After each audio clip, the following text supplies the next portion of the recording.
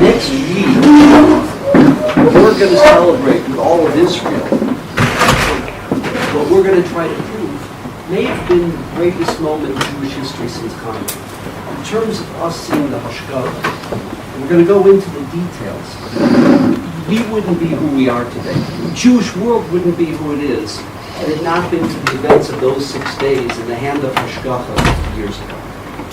And what we're going to do is three things. Most of the time, we're going to start from 1956 and build up to the events of the Six-Day War. Then we're going to go day by day, hour by hour through the war. And then we're going to speak about the ramifications of that war and how it changed the Jewish world. I'm talking about what Elie Wiesel referred to as the prisoners of silence, all of Eastern European Jewry, American Jewry, Israeli Jewry, and ultimately Torah, in the Torah. So let's start. They did a study literally throughout the globe in the 1970s, and they said, what face is the most well-known face on the globe, on the map of the earth? Number one was Muhammad Ali. You know who number two was? The man with the patch. Who am I referring to when I say the man with the patch? Moshe Dayan. How did Moshe Dayan, this Israeli general, who grew up in Nahalal, on a moshav in Emek Israel, how did he become so well known? First and foremost is the events of 1956. Now understand, Israel was a decision, do we accept the partition plan of the UN? Here the Jews voted yes to accept it. But you know what accepting it means? You're dealing with a piece of real estate that is untenable, that is undefensible. It's a piece of real estate that its most narrow point is 9 miles wide. You can cut that off like anything and destroy the country. All the high points strategically. You think about what Israel is. You've got the Bikat Yarden, you've got a valley on one side. You've got the Mediterranean, a valley on the other side. And then it builds up. It's primarily mountains. And the whole spine of the country was not ours. It belonged to who? To Jordan. You could have Palestinians sitting there with an RPG on their shoulder. They could take a plane out coming into Lod Airport. Ben Gurion then was referred to as Lod. It was untenable. Most of the land was desert. We accepted it. And the Arabs said this mistake, this intolerable, disgusting phenomena of infidels, Jews on our land, will be short-lived. Now we're surrounded by Arabs on all sides. To the north is Syria and Lebanon. And Syria is backed, they're a socialist party, the Ba'ath Party. They're backed with significant Russian equipment. The most powerful weapon in the Middle East is the MiG jet, not to mention Russian tanks and Russian attachés training them. To the east is Jordan, an enemy. To the south is the West Wall, Egypt. And we'll get to Egypt. Please understand, from 1965 to 1967, today it doesn't sound like a lot of money. Then it was 50 years ago, it was a huge amount of money. 2 billion Russian dollars were spent on 500 MiG jets and 1,700 Russian tanks. Egypt didn't need Syria. They didn't need Jordan. They could have destroyed, they could have annihilated Israel on their own in terms of their manpower, their tank power, and their power in the air. That's what we were looking at. What did Israel do? How many? Ask your grandparents. Ask your great-grandparents. Every year, Rosh Hashanah, the shul stopped. The rabbi gets up and makes an appeal for Israel bonds. Your grandparents, probably many of you have bonds in your name, who grew up on Israel bonds. What did they do with that money? Where did that money go? You know what the first 2 Israel bonds projects were? If you're totally surrounded by enemies, how do you import-export anything? They had to create deep-sea ports. The first Israel bond project was, it exists till this day, was a 24-hour-a-day, 7-day-a-week drudging of the Haifa port, so we could have a deep-sea port to import-export. The second project was to create a deep-sea port, a drudging project 24/7 in Ashdod. And that's great. Now you can send the Jaffa Orange, you can bring goods in from Europe, America. One problem. Big problem. You know what that is? An economy, a society needs petroleum. It needs energy. You can't run without energy. And there's only one oil-producing country that will provide energy to Israel, Iran. That sounds strange to you guys? But remember, before the Shia revolt under Ayatollah Khamenei, okay, you had the Shah of Iran controlling Persia. Shah had very good relations with Israel, military relations, other relations, and he was the only one that sold us petroleum. Now those Iranian tankers ideally should go through what? The Persian Gulf into the Suez. And you come through the Suez Canal. There's something known as the Straits of Tiran, T-I-R-A-N. The Straits of Tiran, the famous city, who's heard the name Sharm el-Sheikh? You have to know that name. Sharm el-Sheikh is the city where the Straits go through the Suez. I'm sorry, the Suez Canal goes through the Straits, and then it goes into the Eilat port. What did Egypt do? They said, we're not going to tolerate these Jews. We're not going to tolerate this. And they prohibited the Iranian tankers with energy, with petroleum for Israel. We'll choke off the freaking Jews. We'll choke them. Let those tanks go around all the way, the Indian Ocean, all the way around Africa, all the way around Africa to the Atlantic Ocean through the Mediterranean, and let them come to Haifa, and let them come to Ashdod port. Do you know what that does to the cost of the petroleum? It more than doubles it. It destroys an economy. That was intolerable. So the man with the patch, Moshe Dayan, and this, I was just 2 weeks ago, I was in West Point. We took a from an Orthodox general from here, a brigadier general by the name of Benzi Gruber. He spoke to the graduating cadets in West Point Military Academy on Tohar HaNeshek, on the ethics of war that are employed here by the IDF. So I got a chance to talk with the generals who teach at IDF. They're still teaching many of the great military moves that were done here over the last 70 years. One of them is this move by Moshe Dayan. They cross through the Sinai Desert, which is controlled by Egypt. They get to Sharm el-Sheikh and they open up the straits. They open up access to the Suez so that tankers can come to Israel. They're supported financially and intelligence-wise by England and by France. It is a move that is dynamic, and it frees Israel, and it opens up the economy. The world goes nuts. The world did not condemn Egypt for shutting down the straits. The world did not condemn Egypt for choking Israel. The world condemned Israel, including America. Dwight D. Eisenhower, President Eisenhower, he went nuts. And he demands that Israeli troops get out of there. Israel is not leaving unless it can be guaranteed that free passage, the rights to use international waters like every other country on the globe should be given to the Jewish state. And a man, South African immigrant, very gregarious man, you'll ask your parents about him, they all know him, Abba Eban. He is the man who negotiated this deal. There were 4 co-signers: France, England, America, the U.S., and the United Nations. What was the deal?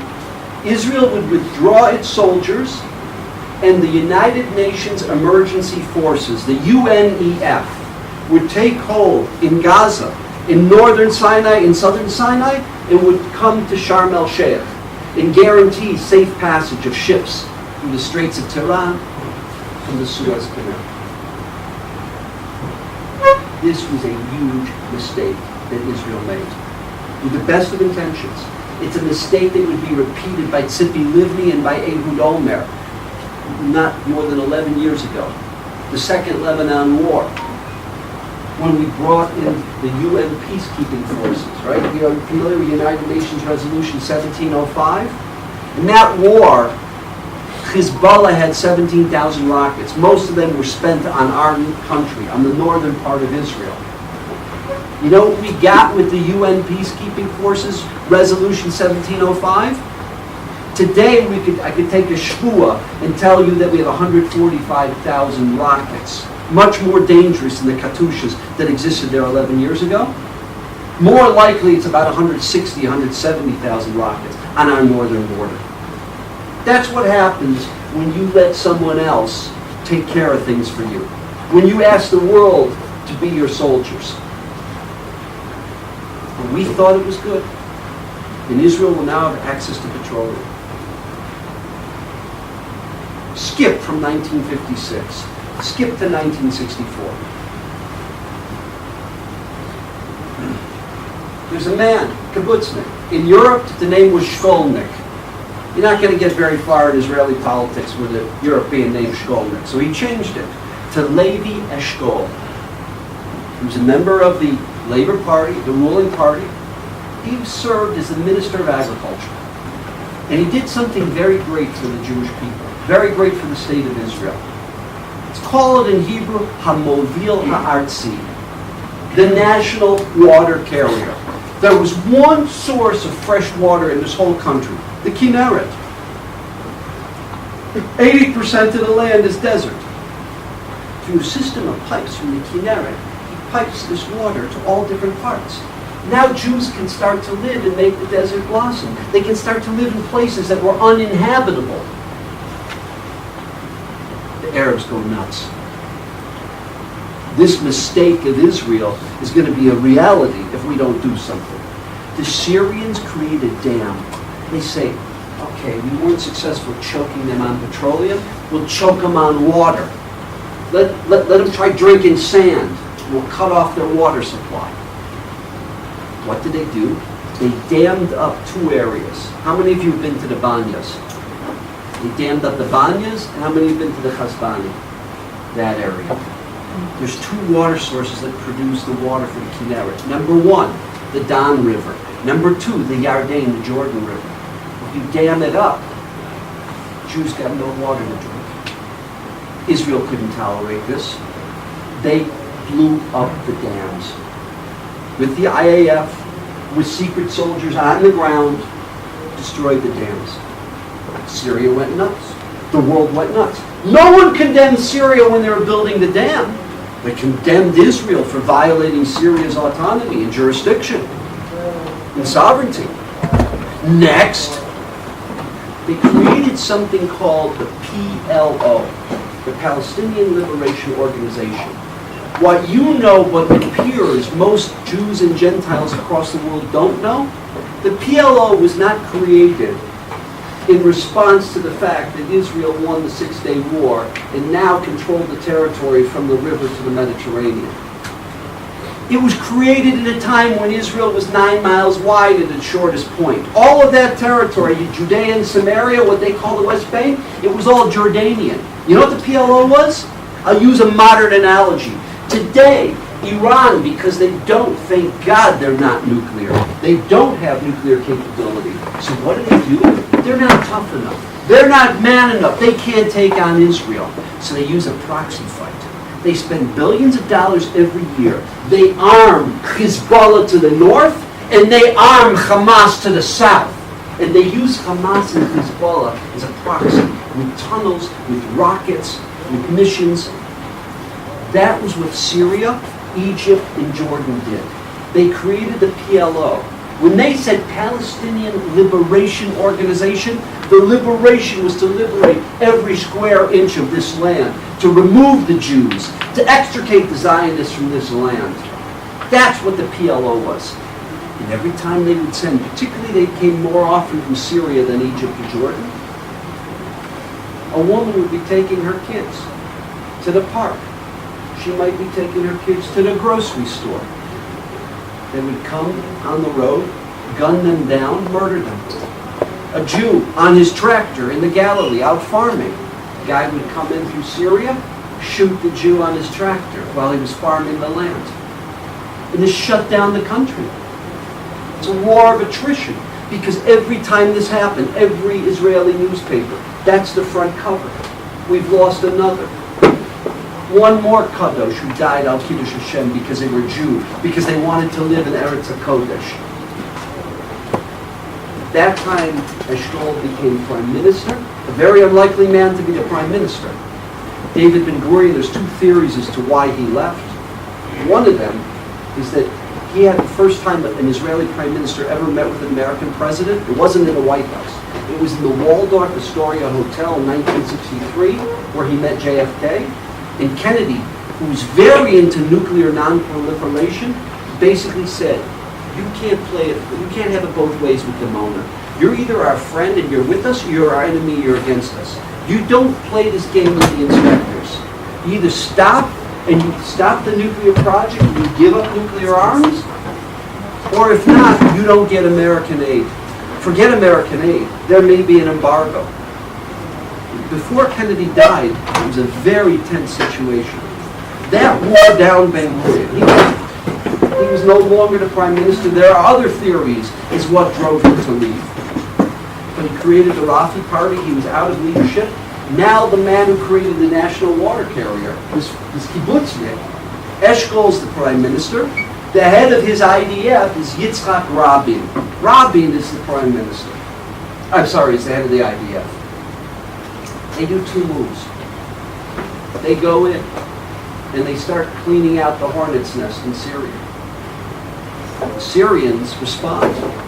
It gets so tense that it leads to a dogfight. Remember we said before the most sophisticated weapon in the Middle East is the Russian mid-jet? Israel didn't have American Phantom jets. All Israel had were two types of jets. France was our supplier. The Mystere, and what was the other one? The Mystere and the better one. The Mirage, thank you. The French Mirage and the French Mystere. Damascus, Syria starts reporting to the people. We've shot down the enemy aircraft. We did this to the IAF. The opposite was true. The Israeli Air Force took out 6 Russian MiGs. Now sometimes you shouldn't rub it in someone's face. They decided to do the following. You know, on Simcha's story here at the Yeshiva, you make hakafos, right? You dance in making hakafos. The IAF decided to make hakafos over Damascus at very low altitude. So they did a few rounds. I don't know if they did all 7 hakafos, but they did a number of rounds. So the people in Damascus who have been broadcast that they've taken out the Israeli Air Force are looking up, and they're seeing a Magen David making hakafos around Damascus. It humiliated the Syrians. Israel did the same thing going into Jordan to clean out some of the hornet's nest in places like Shechem, what the Palestinians call Nablus, in places like Jenin. And by accident, the IDF mission that Rabin sent, they literally ran into Jordanian soldiers. Legionnaires were good soldiers, well trained. And there was a major fight. IDF boys were killed. Jordanian legionnaires were killed. We won the fight, but it became an international event. How does Israel violate the sovereignty of Jordan? The reason Israel did this is because the Jordanians would get squeezed by the Americans. They would arrest the PLO for a week, and then next week they would let them out of prison and let them go back to what they were doing. And Israel got clobbered on this. While all of this is happening in Syria and Jordan, I want you to think down south. There's a name that everyone here has to know. Yamach Shemo, you got to know this name. Gamal Abdul Nasser. Just repeat after me. Gamal Abdul Nasser. Who's Nasser? Nasser is the most dynamic, powerful man in the whole Arab world. He is a good-looking man with the greased, slick-back hair. He is a master speaker, a demagogue. He seized power in the revolt in 1952. He would get up there, and not only the Egyptians, tens of thousands would come to Tahrir Square. It's a very poor country. Many were unemployed. Many were below the poverty level, but they loved it. To use an example, you've all seen videos of how Hitler was magnetic. He was mesmerizing to Germans, to Austrians, to people in the Sudetenland of German descent. And he would get up there, and the thousands would be lauding him and saying, you know, Heil Hitler, and to the fatherland. That's the exact same impact that Nasser had. Not just amongst Egyptians, but throughout the Arab world. Throughout the multiple countries of the Arab world that all looked up to Nasser. Nasser, they said about him, he had the great ability to get Egypt into any mess. He never had the ability to extricate them from it. Think about today, military planning. What is the requirement before any war? What are the objectives? What are the goals? And how do we extricate ourselves from this mess? Something America had real problems with Iraq and Afghanistan. Nasser, because it was such a terrible, terrible economy, there was grumblings. People were upset. They had nothing to eat. People were upset. They didn't have jobs. And they started to turn on Nasser. So what do? Think about every dirty politician. When you're not doing things right domestically in the homeland, you got to find an external enemy. You guys studied European history. What do you think King Richard the Lionhearted did? Every time this happened, he started a new crusade. What did Nasser do? And you can YouTube this. You don't have to hear it from me. He would get up there and he would say, always the culmination of every speech, we will turn the Mediterranean red with the blood of the Zionists. The soil, the sand of Palestine will be soaking red, will be drenching with red blood of the Jews till every last Jew is done and through. And the people would be in Arabic going crazy. You know, the Amen, Yesh Me'rav, and the version of that in Arabic, of course. That's what he had him going. Arab pride, Muslim pride. Well, you know, sometimes you play tough guy. Sometimes you talk, think about a men's locker room, right? You got a big mouth, you talk, you're a big tough guy. Sometimes you're going to have to put up with it. Sometimes you're going to have to do the goods. The Syrians were furious. They shot down our MiGs. They came in, they destroyed our dam. They killed people in our land. And you, tough guy, you want to be the head of the UAR, United Arab Republic, the Pan-Arabian leader. Where were you? You did nothing! In Arabic, if you want to curse someone, you refer to certain parts of the female anatomy. You call them a female, but it's not that nice a word. Much dirtier slang word. But like if you're a guy and you get called that, that's like a question to your manliness. They started calling him that. He's got a big mouth. He makes big speeches. He wants to be the leader of the Arab world, and he produces nothing. He's a sissy. The Jordanians said the same thing. They came in. They kill our soldiers. They kill our citizens, Palestinians living in our land. Where are you? You got big speeches. You did nothing. Now Nasser's got a little problem. He's got to put up or shut up. He's got to show that he's the leader. Hold that. You need to know two facts. Nasser, we said, was the most powerful man in the Arab world, the most popular man in the Arab world. He had one major problem. General Amir. Nasser and Amir together were part of the coup that seized power. Amir is the head of the whole military. Now, I want to use a modern analogy that happened in your lives. When Hosni Mubarak, the most powerful man in the Arab world, how was he overthrown? When the people came out in Tahrir Square, when the people in the Arab Spring started coming after him, his military did nothing. His military would not shoot their neighbors, would not shoot their cousins. His military did nothing, and he was overthrown. Contrast that with the Green Revolution in Iran. What happened there?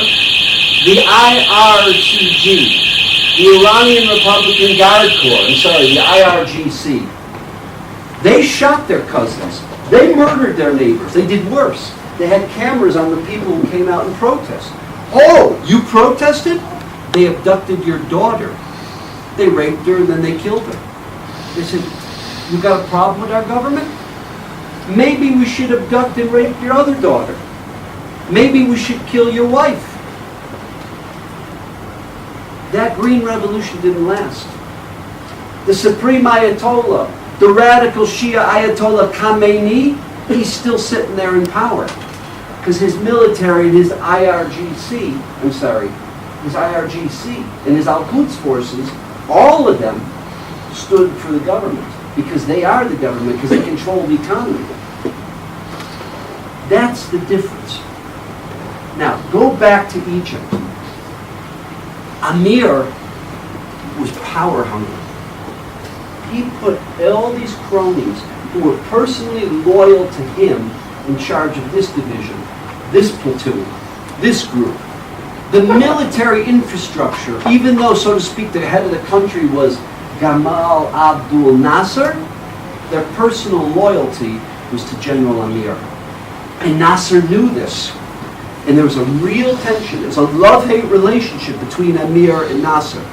They were peers, they grew up together. On the other hand, they were jockeying for position. And he was very scared of General Amir. Number one. And the second point. I had the chance not only to read his book 3 times before preparing this talk, but Thursday night, I spent 2.5 hours interviewing Michael Alden. His work, from a historical point of view, is a preeminent work on the 6-Day War. When you read his book, 6 Days of War, he was not writing it from a religious perspective. He was writing it from a historical perspective. You think you are reading Megillas Esther. The hand of Hashgacha jumps out of almost every page there. The Russians, rightfully so in their analysis, saw that America didn't have the stomach for another battleground. America was bogged down in Vietnam. In fact, it cost the president, Lyndon Baines Johnson, his presidency. Not only did he not run for re-election, he didn't even run in the Democratic primaries. He wasn't sure he could get elected by his own party. Vietnam destroyed America. It wore down the government. It was a mess. And the Russians felt, if we start, which is why they poured billions into Egypt, billions into Syria, if we start putting our influence in the Middle East, you know what? America doesn't want another battleground. We can take control of an area that is so strategically important on the globe because it's a source of petroleum, of oil revenue. And that's why they started to use their influence. What did they do? They said to the Syrians, they said to the Egyptians, and they said to Israel, Israel's going to be starting a war. There is a huge troop buildup on the Syrian border. Tanks, armaments, munitions, and infantry are on the northern Galilee. Levi Eshkol begged 4 different times. He begged the Russian ambassador, please come. Please, you will see there's nothing. It's not so. It's a lie. And through the U.S. and through other countries, sent messages to Nasser, sent messages to King Hussein in Jordan, and sent messages to the Syrians. It's not so. They're lying to you. It was a lie. But it was Russia's way of starting a battle because they were the ones who had the control, the influence. They were the bankers of Egypt and Syria. It was a way of imposing their influence. It takes 2 to tango. You've got to want to believe their lie. You've got to check and do your fact checks. The Egyptians and the Syrians wanted to believe this lie. It was very, very tense for Israel. And in fact, Prime Minister Levi Eshkol and Chief of Staff of the IDF, Yitzhak Rabin, that Yom Ha'atzmaut, the Yom Ha'atzmaut in May of 1967, they decided we better tone things down. Normally, at the Yom Ha'atzmaut parade, they would have a display of tanks and armaments and jets and aircraft. They pulled almost all of the heavy armaments. And they had the B'nai Akiva flag dancers and this one and that one. That's what they did. Because they didn't want to, just demonstrate might. They wanted to tone things down. It backfired. Because the Egyptians and the Syrians said, you see, the Russians are not lying to us. You know why they didn't have heavy armaments in the Yom Ha'atzmaut parade on Rehov Yafo? I'll tell you why. Because they're all up north on the border ready to strike Syria. Israel couldn't convince them differently. And here is the move that Nasser, who has to make a move, makes. Go back to 1956. He calls up, he has his people call up the heads of the UNEF, the United Nations Emergency Forces, who are what? Creating a buffer between Egypt and Israel, who are allowing for safe passage of petroleum to Israel. He calls up the UNEF. You've got 48 hours to get your troops, to get your guns, to get your people out of the Sharm el-Sheikh, out of the Suez, out of the southern Sinai, out of the northern Sinai, and out of Gaza. 48 hours. You're not out of there in 48 hours. We will not guarantee the safety of your soldiers.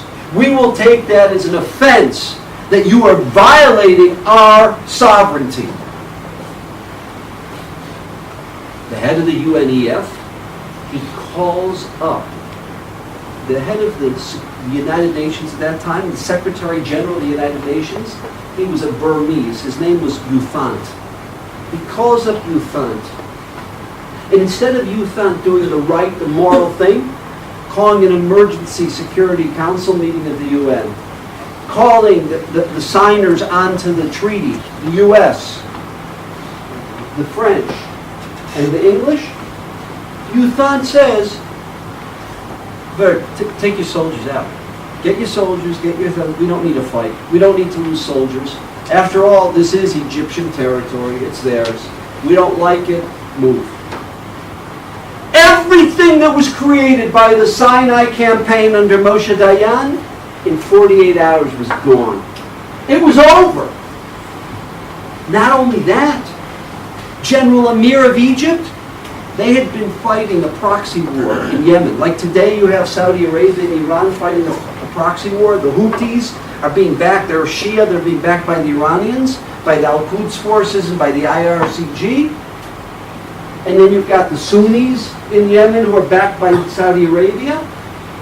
You had the same thing in those days. You had a war between forces that included, were not just backed up by Egypt, you had tens of thousands of Egyptian forces in Yemen against Saudi-backed forces. Egypt calls Saudi Arabia. Look, I know we've had an extended battle in Yemen. Let's call it, let's have a ceasefire. Let's hold off. We got bigger fish to fry than each other. We got something that we can agree upon. We don't have to fight upon. The Jews. We're going to take the Jews out of our misery for once and for all. He moves those battle-tested Egyptian soldiers, he takes them out of Yemen, he puts them in the Sinai. He adds, there are 100,000 Egyptian armed forces with tanks, with artillery, in the Sinai. This is supposed to be a free zone. This is supposed to be a zone of deprivation of soldiers. Now they're moving north. They're taking up positions throughout the Sinai. They're coming into Gaza. That's how close they're getting to Israel. 100,000 armed Egyptian forces, and more will be coming. This starts the greatest crisis in the history of Israel.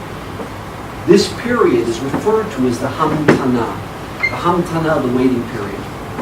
Do you understand in 1967, the whole IDF, lock, stock, and barrel, was 264,000 soldiers. But that's deceptive.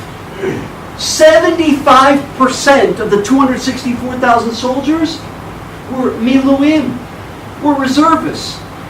These were fathers. These were husbands. People who worked on the kibbutz, in academia, as a postman, as a construction worker.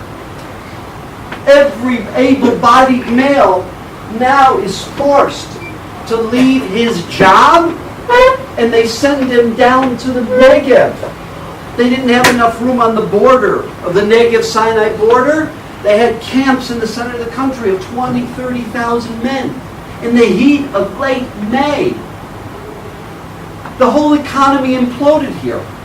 There is no economy because no one's producing anything. They're sitting there waiting in the desert to be struck by the Egyptians. You had 8-year-old boys delivering the mail. You had college students who their college semester in America, in England, in Canada, and South Africa ended. They were coming here from all over the diaspora, milking the cows on the kibbutz, working in the makolet, because you didn't have a male population. It was terrible. Do you know they were waiting for the slaughter? Every park Every park in the city of Yerushalayim, there was a requisition. Get the swing sets out of here. Get the toys out of here. These are going to be set up for mass graves. Remember we said Egypt had 500 new MiG jets, 1,700 new tanks. Egypt alone could slaughter us. They created finally the UAR, the United Arab Republic. The forces in Syria and the forces in Jordan swore allegiance. They were going to be one unified army.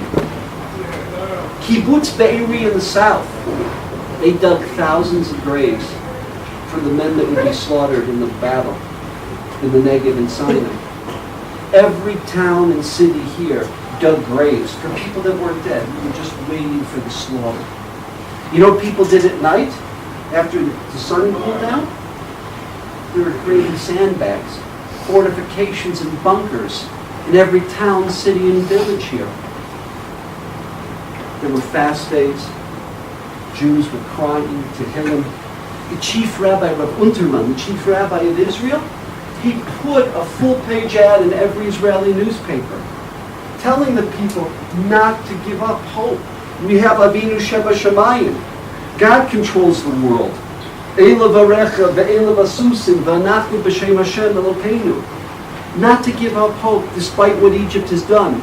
That they've shut down all ships from coming into Eilat port. That we now no longer have a source of petroleum in this country. That they have a buildup of 100,000 soldiers gaining by thousands every day in the Sinai. Al titya'ish. It got so bad, the government brought in for the first time ever the opposition leader, Menachem Begin, a great Jew, who had never been part. Did you understand what he was referred to? David Ben Gurion would never even call him by his name. He referred to him publicly as Oto Ha'ish. To the best of my knowledge, there's one figure in history that the Gemara, Chachmei Chazal, referred to as Oto Ha'ish, Jesus of Nazareth. That's how they called Begin. To bring him in to be a minister without portfolio in the cabinet, you know it was bad. It was a mess. Foreign minister at this point is Abba Eban, the same man who negotiated this deal that has just imploded. He is sent on an emergency mission to 3 capitals, to Paris, to London, and to Washington. Remember that France is the primary supplier of ammunition and of aircraft to Israel. He meets with Charles de Gaulle.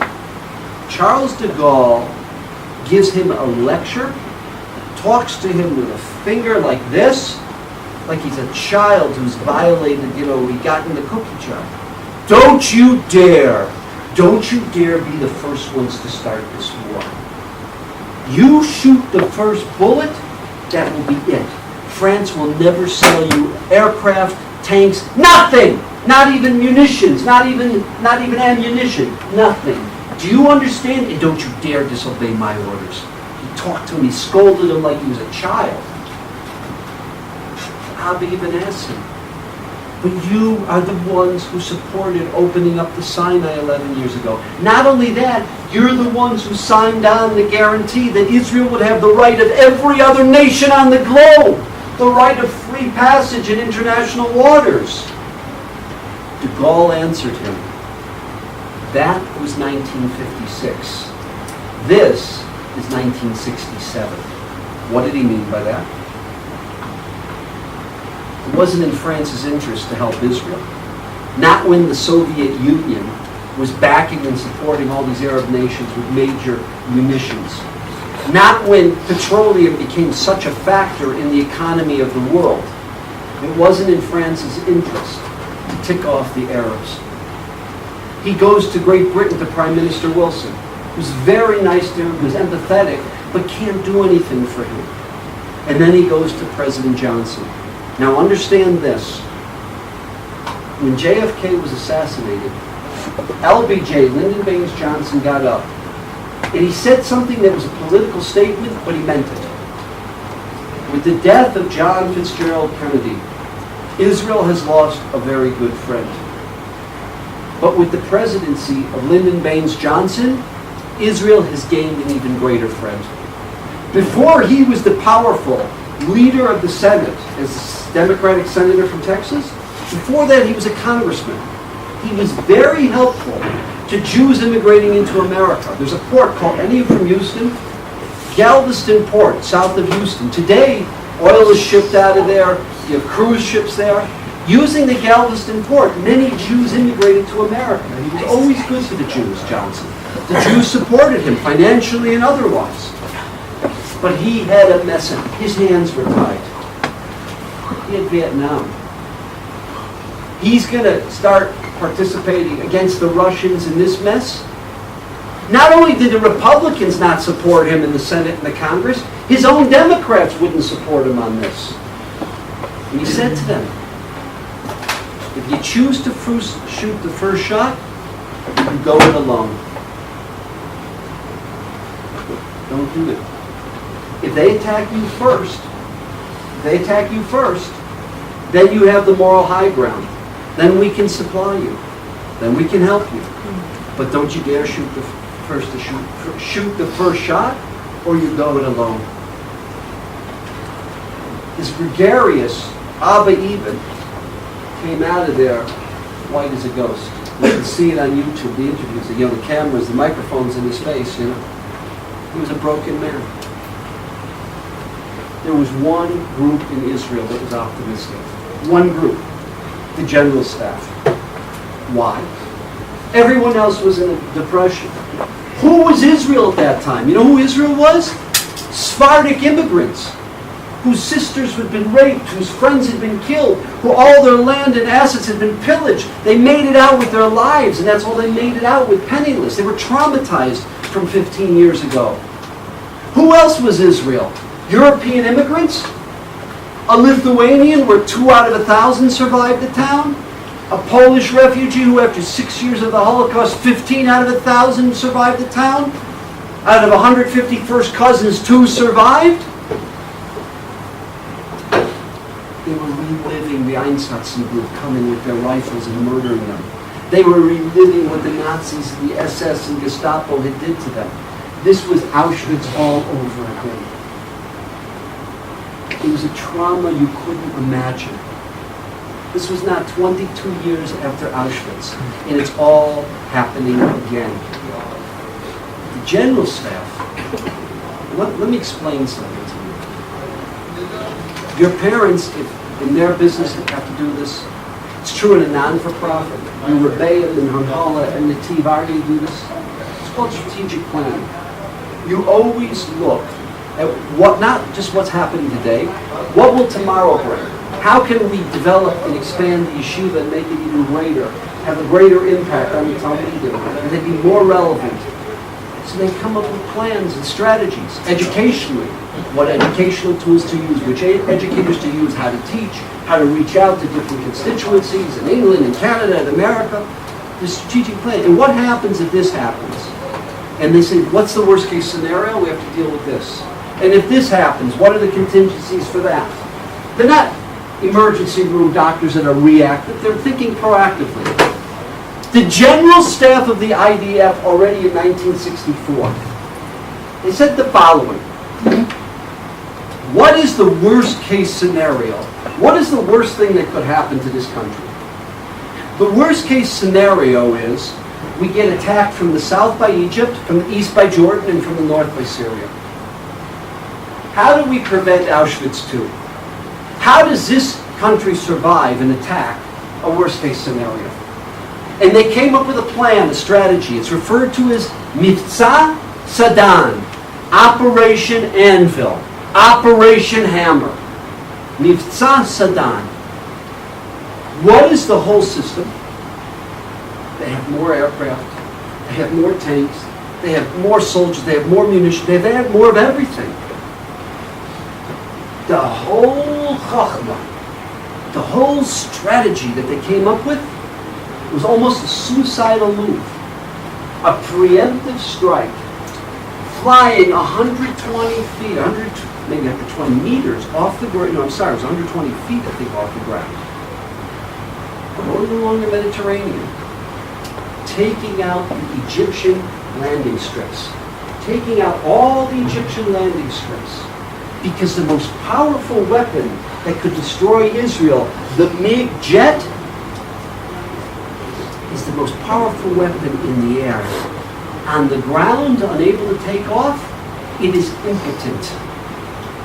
It can do nothing. So what did they do? What they did was they had a plan. If we can take out the airstrips in Egypt, which is the worst, we can get back in time, we can defend.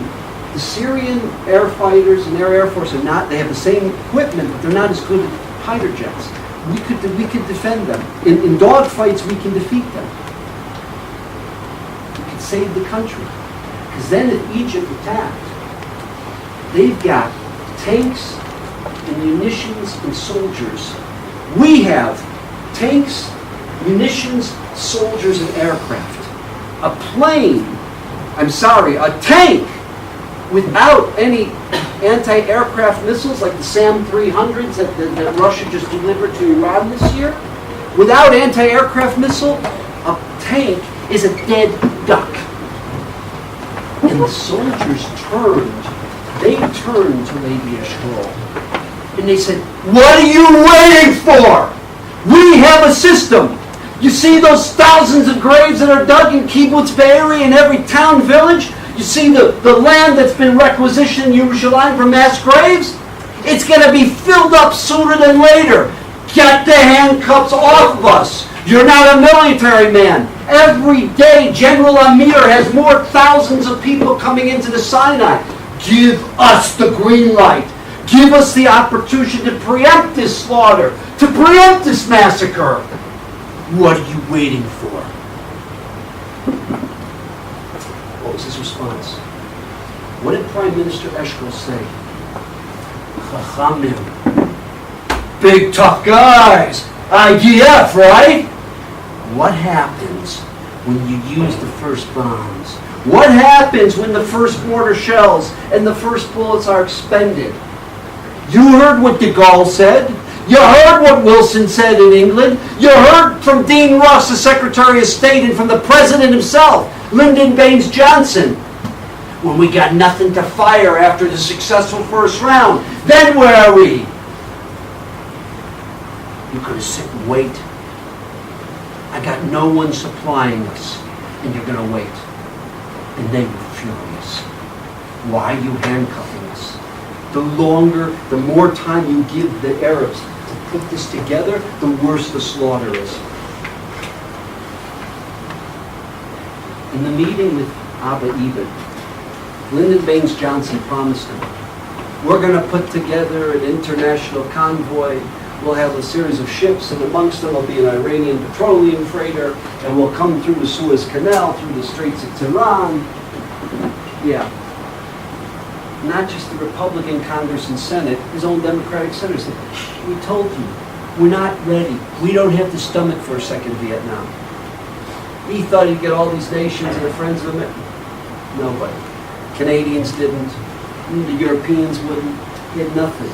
In Israel's sitting, this hamtana is going on and on and on, and nothing. We got no help from no one. And they're really mad. And the people are dying. The people emotionally are dying. They're reliving Auschwitz. They're reliving being expelled from their own lands. And they say, look, you got to get on the radio. You have to do a live broadcast to the nation to strengthen them. The way that FDR would do it in America. And what happened?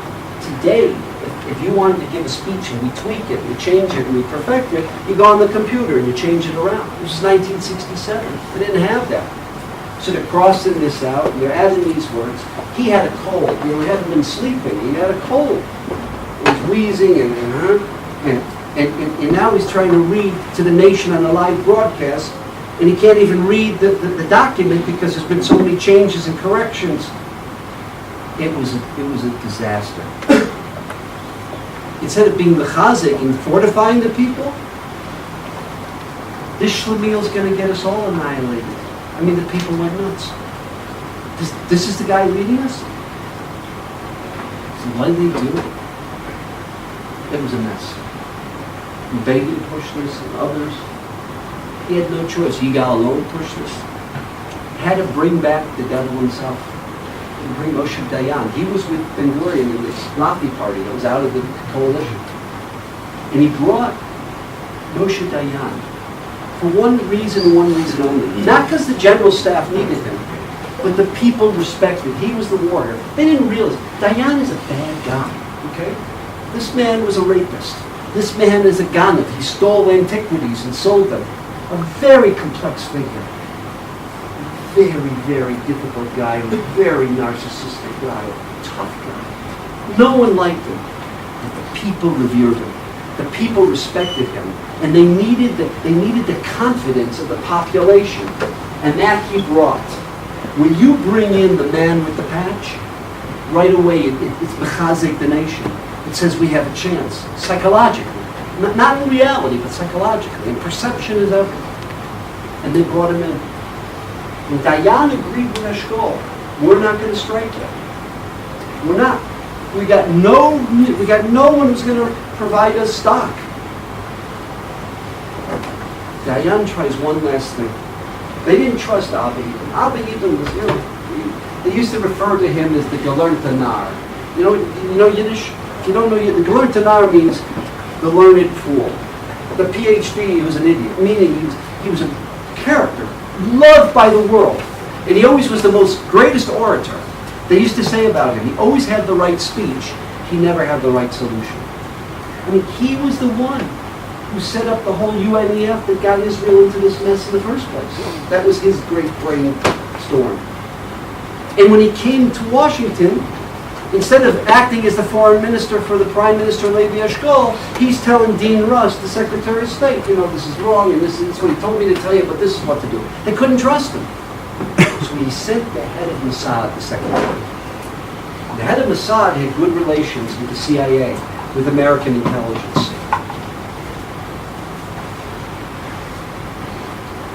The first time it was very clear. Not only did America not have the stomach for it, they didn't want it happening. Second time, instead of a red light, it was like a yellow light. They said the same thing, but they said it differently. Israel had waited now for over 2.5 weeks, and it was just getting worse and worse and worse. And America did not come through. America let them down. There would be no international convoy. There was nothing working. Diplomacy wasn't working.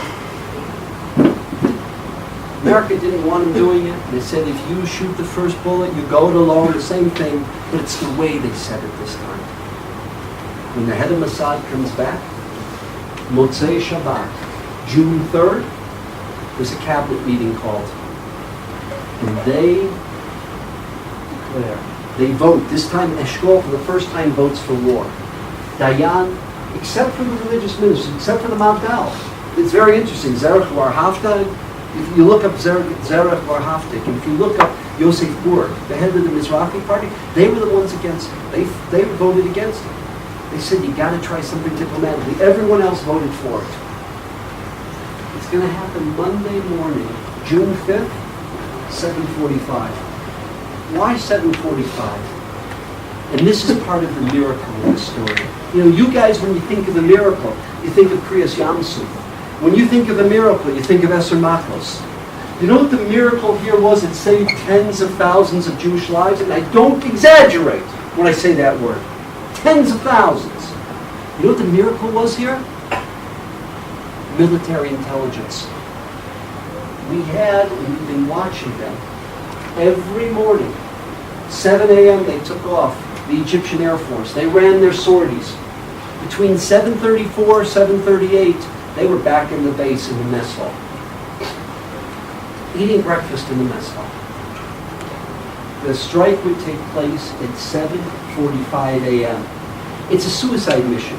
We're taking 92% of all Israeli aircraft. We're leaving a very small contingency to defend the homeland. We're going to fly around the Mediterranean, in some cases fly around the Jordanian desert, 120 feet off the ground, no communication. This is radio silence. And we're going to blow up every airstrip except Sharm el-Sheikh. We're keeping the airstrip at Sharm el-Sheikh in case we have to land there and bring troops there to free up the Suez Canal. Everything else is going to be destroyed. It exceeded their wildest expectations. And to a landing strip, there was not one remaining. They didn't have enough bombs to take out all the planes. They took out some of the planes. They came back. In 1967, the average time to refuel a military aircraft, a jet, was somewhere between 38 and 42 minutes. They'd been practicing and practicing and practicing during the Hamtana. They had massive number of people there to put the fuel in, to reload the bombs for every aircraft. 8 minutes. They had it down to 8 minutes to refuel and reload, and they're off the second time. The second time, they took out the Egyptian aircraft. 85% of all planes were just destroyed in the first hour and a half of the war. By 8:45, 9 a.m., this war vis-a-vis the Egyptians was over. We hadn't won, but it was over at that point. Now, General Gavish, unfortunately I wasn't able to meet with him. General Elazar Stern is trying to set up a meeting. He's 91 years old. General Gavish is the one who commanded the whole southern battle, the whole Sinai battle, the tank corps. He, General Ariel Sharon, others, they take off. One group, their job is the Gaza.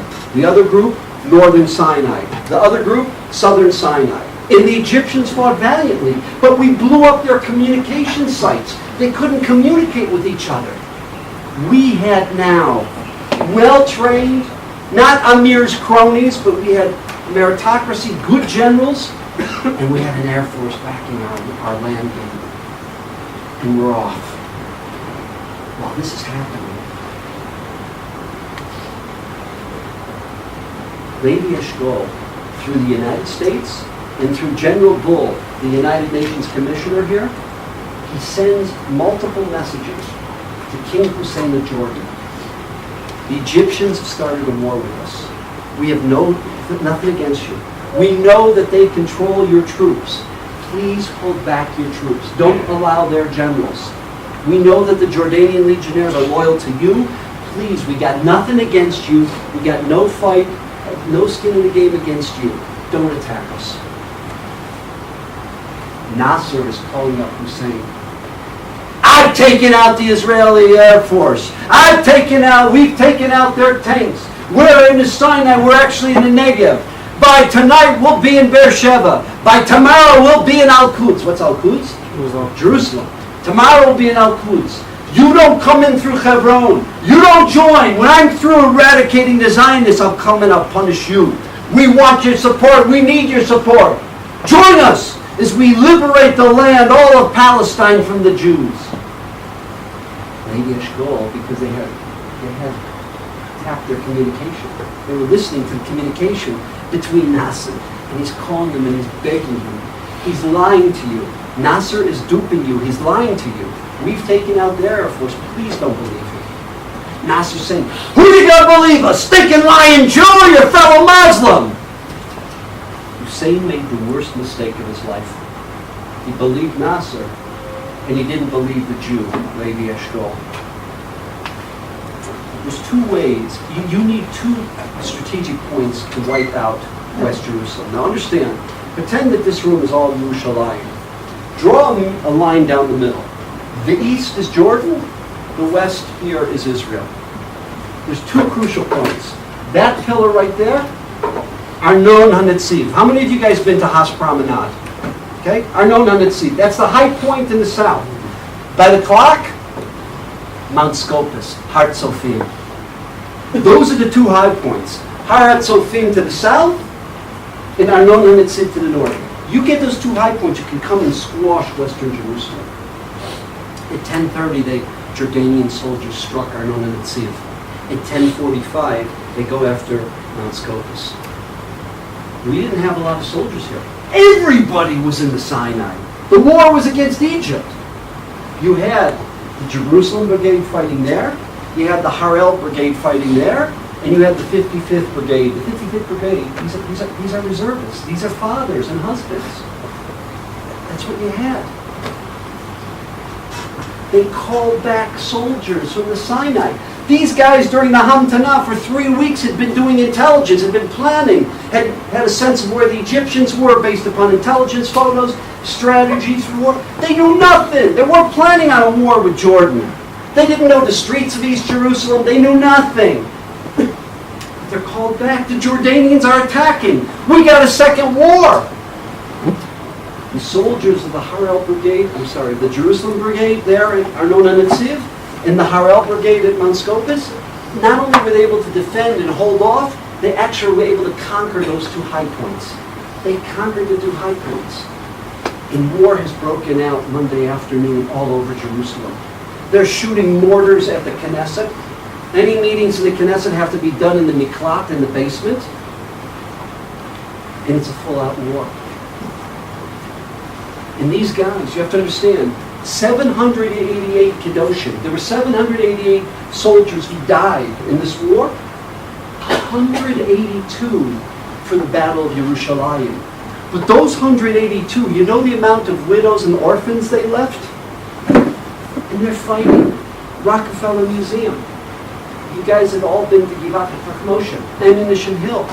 There were bunkers there, hand-to-hand combat. On Monday, it was, it was Monday night, actually Tuesday a.m., 2:30 a.m., the battle lasted to 7:30. We lost 37 guys from 2:30 a.m. to 7:30. In these bunkers, they were fighting hand-to-hand. It was rough. I mean, the Jordanian engineers fought well. Once Givat HaTachmoshe was taken, then the other battles were not as difficult. But you have to understand, there's barbed wire all over. There's mines. The first guy would literally throw his body on the barbed wire, and then the other guys would climb over him. There were Jordanian snipers, so there's going to around the corner. The first guy is literally, he's a korban. He's a dead duck. He's out there, because you want to know where the sniper's shooting from. A lot of times he takes the bullet and is killed. But once you hear and you see where the shooting's coming from, the second and third guys can get the sniper. We had tremendous casualties. Street by street, block by block, here in Yerushalayim. By Tuesday afternoon, we had conquered the eastern part of the city except the Ir Atikah. Dayan said, I am not starting World War III. We're going to go into the Ir Atikah. We're going to be shooting in the Church of the Holy Sepulchre and the other holy places. The whole Christian world will go nuts. We're going to have a battle on Har HaBayit. We're fighting 2 Arab armies. We'll fight 20. There'll be 20 Arab armies coming to slaughter us. No way. He's not doing it. 2 men come. They come to Eshkol. Menachem Begin. Begin was a Jew. I don't have a copy of it with me now, but everyone must have in your library the book, The Prime Ministers by Yehuda Avner. I just beg of you, read the tefillah that Menachem Begin wrote and put in the kotel. What he wrote and put in the kotel. You see what a Jew this man was. What an appreciation, a sensitivity to Tanakh, to Chazal, to Jewish history. He and General Yigal Allon. Now, Yigal Allon was a socialist. He wasn't a frum man. But unlike Dayan, Dayan was a great Zionist, but he had no sense of Jewish history. He had no appreciation of Jewish history. Allon and Begin come to the Prime Minister Levi Eshkol, and they go nuts on him. They said, don't you understand? For 2 millennia, since Titus, for 2,000 years, we have not had the Makom HaMikdash. We haven't had Yerushalayim. So in Begin's terminology, Hashem, the Ribono Sha'olam, is giving us this opportunity. And alone, he would say, fate is giving us this opportunity. You can't not do this. This is our land. This is our holy city. This is what made us, what shaped us. How can you not do this? History will never forgive you. The Jewish people will never forgive you. This is an opportunity we've been waiting 2 millennia in the annals of all human history. A refugee people never survived 2 millennia. And here we are after the Shoah, and you're not going to do it? And they shook. They really got to Eshkol. Now, Eshkol, until he was 13, was a yeshiva book. Eshkol had a Yiddish faith. He wasn't religious. But he knew, unlike Dayan, he knew something. And it struck him. He immediately called 7 a.m. tomorrow morning in the Miklat in the Knesset, an emergency meeting, the whole cabinet. And they voted. And Dayan sees they're all voting for it. Dayan changed his vote. 7 a.m. they voted, we're going for it. Before the UN shuts this war down. Uzi Narkis. Shar HaArayot. Guys, you've all been there. Boom! He blows open the doors of Sha'ar HaYo. You understand, Yerushalayim has been conquered, I think, like 39 times in history. 37 of the 39 times it was always conquered from the north. This is one of the 2 times it wasn't conquered from the north. It was conquered from the east. In the 55th Brigade, under Colonel Matagur, the great Matagur, they come in. There's some sniper shooting, but for the most part, the Arabs are waving flags. White flags are being waved. They ask some of the Arabs here, where's the Harabayit? Where's Harim al-Sharif? And the Arabs take them. They don't have any maps, nothing. They take them up to the Harabayit. And the 3 most famous words in the last 150 years of Jewish history, the 3 most famous words, Colonel Montagur reports back, Har Habayit b'yadeinu. Har Habayit b'yadeinu. The Temple Mount, it's in our hands. There was a woman, when the 55th Brigade, these reservists, the San Chanim, the paratrooper reservists, she came out to them with a shmata. And they couldn't, what is this? It's like a dirty old holes in an Israeli flag. She says, I pray you take this. I was one of the last Jews that was expelled by the Jordanians. Some of us were killed. All of our property was looted. We were expelled from Yerushalayim in 48. I took this flag. We were a country for a couple of weeks before we expelled. And I pray to God every day I should be able to go back to Yerushalayim, to the Ir Atikah, and fly this flag. Boys, take this thing. And if you're successful with God's speed, Hashem should be with you, fly this flag. The boys took it. They were so moved by this, they got up to Har Habayit. And many of you have seen the picture. They put the flag over the Har Habayit. This old flag from 1948. They show a picture. Dayan hears about this. He goes nuts. He said, are you kidding me? The Arabs will see this as a go across the world. We'll have World War III. You tell them to get that flag. I'll rip their freaking necks out. I'll bite their head off. No court martial. I'll kill myself. He went nuts. They had to take the flag down. Yoel bin Nun, who was part of the 55th Brigade, Har Habayit, this Mokum HaMikdash, he was mispoiled. He was standing there crying, amazed. Most of these boys were not religious. To them, the whole notion they had of Jerusalem was what? The Kotel HaMa'aravi. So they asked the Arabs, how do we get to the Kotel? The Arabs took them down the Mughrabi gate, and they come to the Kotel. This is their notion of Jerusalem. This was their grandparents' notion from Europe of Jerusalem. The place is a garbage dump. The Arabs have disrespected our Kotel HaMa'arivi. It's a garbage dump. But they come there. While this is happening, when the chief rabbi, a very powerful man, the chief rabbi of the IDF, Shlomo Golan, he's with the boys fighting in Sinai, and he hears the war has broken out. The war's broken out in Yerushalayim. He tells his driver, I think they were in the Gaza, I'm sorry, he says, we're going back. We're going to Yerushalayim to fight with the paratroopers. They were shot in the Gaza, their Jeep. His driver took wounds. Actually, his driver, they brought him to a Chodesh. He died from the wounds. Golan himself, Rabbi Golan himself, drives the Jeep to Yerushalayim. He stops at his father-in-law's house, the famous the Nasser, Rav David Cohen. I think you've heard about Rav David Cohen, the Nasser. He gets the shofar. And he comes with the boys as they come down the Mughrabi gate there at the Kotel. You've all seen the picture? You've all seen the picture of the big, long shofar? He was a strong, tough guy going. A short man going. A lion! He was so overcome. It was a great Baltokeh. He couldn't get a sound out. He could not get a sound out of that shofar. They had to give it to one of the boys to blow the shofar. He regained his composure.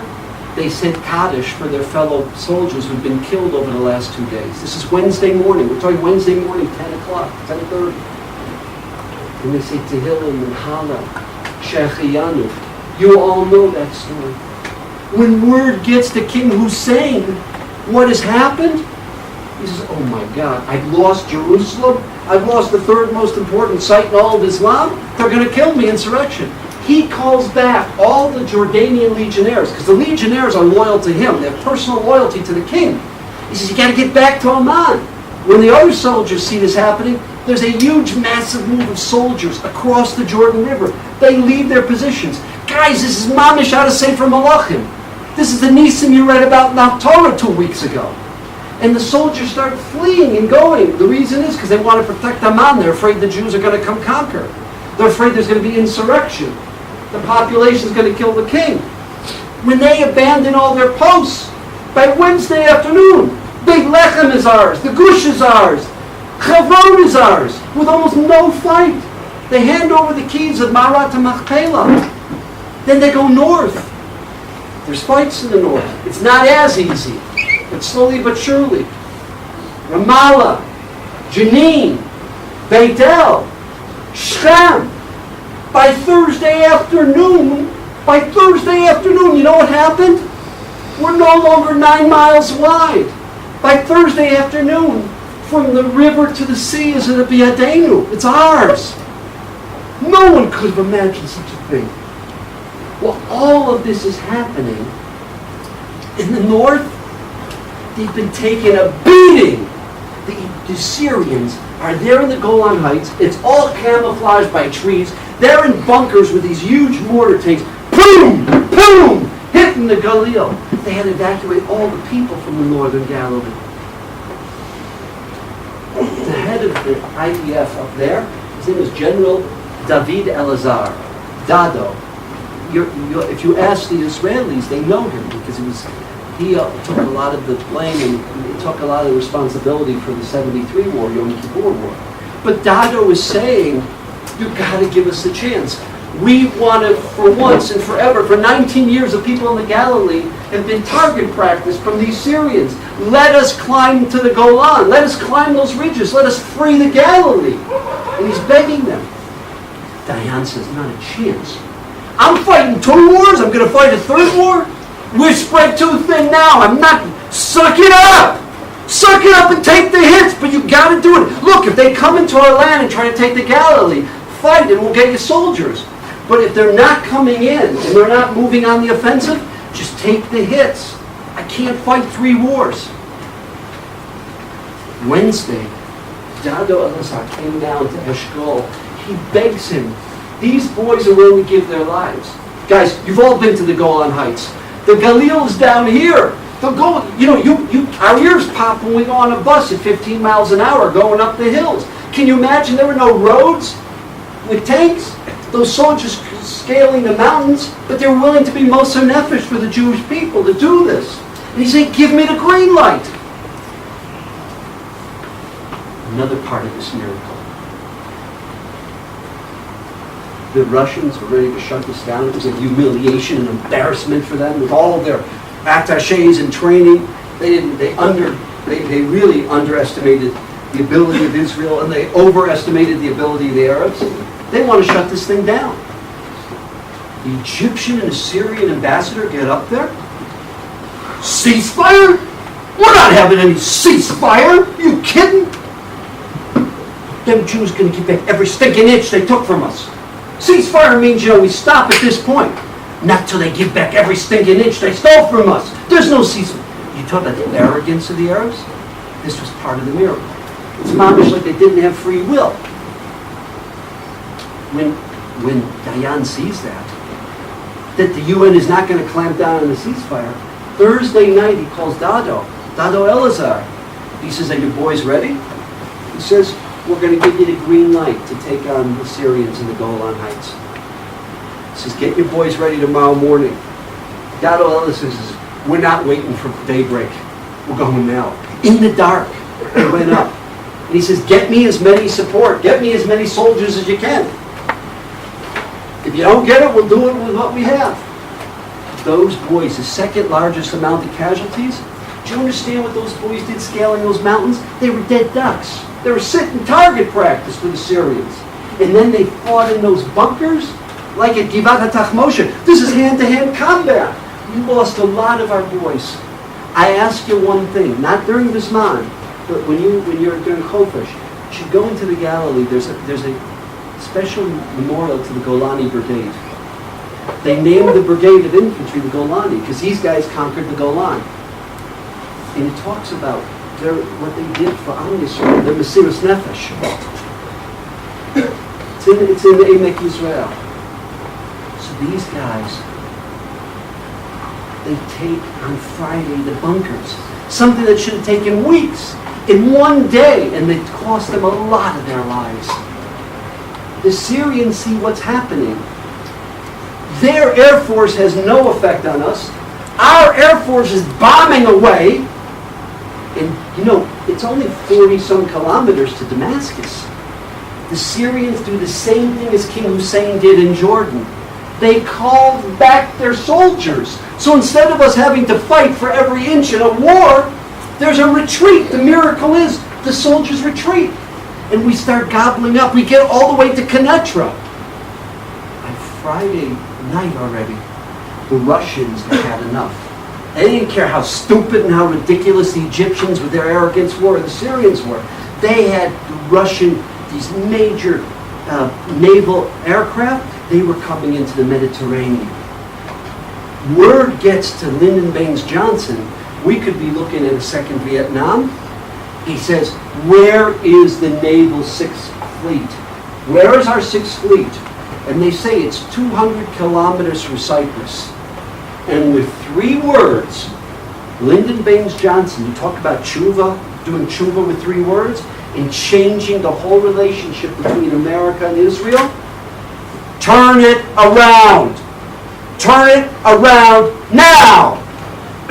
We don't know if the Russians would have joined the war. But when Johnson had the courage to turn the Sixth Fleet around, the Americans said, listen, we don't need a second Vietnam. And don't start telling us the stories that the Syrians are shooting at you and they're the troublemakers. You got to put an end to this thing. We're going to shut this thing down because we don't want World War III. That was Saturday morning. So they said to America, you got to support us. We're going to delay this thing. We'll do it 6 p.m. tonight. The 6th day of the war, Shabbos. 6 p.m. tonight, we'll do it. Just give us, give us that chance. We got it. We've got to make sure we have a security zone. Remember how they dammed up the Don and the Yarden at the Banyas and the Chazbani? Remember that? These guys gave their lives. They conquered the Banyas. Not so you should go swimming. So we should have water for the country. They conquered the Chazbani. He calls Dado. He says, you got till 3 p.m. this afternoon. I'm sending you as much as I can get you by then. Many recruits, take what you can take. You got till 3. Why do you say 3 p.m.? Because you don't want the Russians joining this war. If I tell you 3 p.m., you're not going to stop at 3 p.m. There's fighting going on all the time. That gives you a little window till 6. Also, we're Jewish. You tell a rabbi, you can speak 5 minutes, speak 10 minutes, 15 minutes. What happened? They were most enraged. 2:30 Shabbos afternoon, they planted the Magen David, the Israeli flag, on the Hermon. Not so you guys could go skiing there. Why did they give their lives? The Hermon is the source of the water. The same water that Syria tried choking us with by damming it up. That melting snow, that melting ice, which would become the Yarden and the Don, we conquered the Hermon. Had they not shut us down, Sunday night we would have been in Damascus. In 6 days, guys, we were no longer 9 miles wide. The area, the territory was over 3 times the size of what it was. Do you know the ramifications of this miracle? Do you know how this changed the Jewish people eternally? I'm talking about in our lives. Who knows what it will mean in 200 years? One of the people I interviewed was Natan Sharansky. Everyone know Natan Sharansky? Yes? Guys, you need to meet him. You need to get him to talk about his life. You know what he said to me? Elie Wiesel called the 3 million Jews behind the Iron Curtain in Russia, in the Baltics, in Ukraine, and he called them the prisoners of silence. You know what Sharansky said? Those 3 million Jews would have never made it through. We would have assimilated out. They would have been lost to the Jewish people. We hated ourselves. We hated ourselves. We didn't even know why. Because they hated us. They despised us. You couldn't get anywhere in academia. You couldn't get anywhere in any of the companies. We just hated ourselves because they hated ourselves. He says, before that war, when we saw the TVs, we knew it was Russian propaganda. What they were going to do through Egypt and Syria to the Zionists. But you know what, when we realized it wasn't only propaganda, when we saw the faces of the Jews digging the sandbags, we knew, we didn't know much about Jews, we just knew that they were Jews also. And we saw they were in crisis. And how they bragged, the Soviets, how they would destroy us. After the war, they hated us even more. They respected Israel. They respected that tiny little Israel that stood up to the great, mighty Soviet Union. And you know what? When they started to respect us, it was the first time that we respected ourselves. All the things you know about. We started having clandestine meetings to learn Chumash, to learn Hebrew, to learn Jewish history, to learn about Israel, to learn about the Talmud, the Gemara, that whole underground revolution, the Soviet Jewry movement. He said it was all a consequence of those 6 days in June of '67. It saved us. Do you know, guys, today, there's 1 million Jews that immigrated here. There's 300,000 that came to the United States. There's 300,000 in Germany. Those Jews wouldn't be Jews had it not been for the 6-Day War. In America, the whole Baal Tshuva movement, is a consequence of the 6-Day War. The Pew showed in our community, 29% of the Jews in the Orthodox world are people who came either through conversion, reform, unaffiliated, or conservative. That Baal Tshuva movement made us. Think about how many people came to the Kotel. A Kotel that we had no access to before the 6-Day War.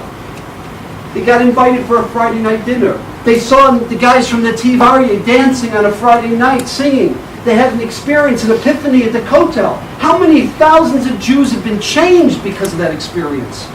How many yeshivot opened in Yerushalayim? For the first time since the Sanhedrin, this is the center of Torah.